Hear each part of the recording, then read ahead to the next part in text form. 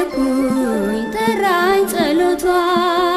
ልሳለማት ልሂድ ከቤቷ ፍቅሯ ልዩ ነው ደግነቷ እናቴ አርሴማ ሰማዕቷ ፍቅሯ ልዩ ነው ደግነቷ እናቴ አርሴማ ሰማዕቷ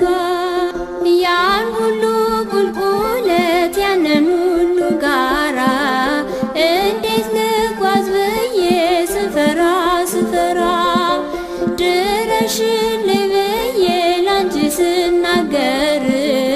እንደ አንበሳ ጥጃ እዘለው ጀመር። ተባረኩኝ ጠራኝ ጸሎቷ ልሳለማት ልሂድ ከቤቷ